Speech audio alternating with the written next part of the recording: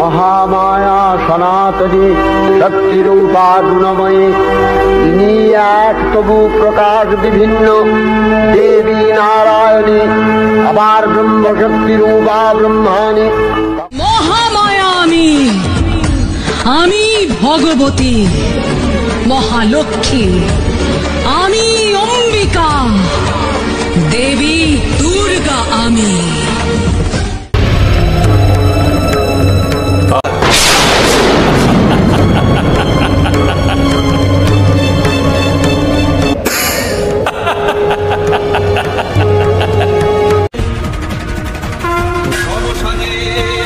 দুর্গা আসেন সমরে মহারণের সেই কালে,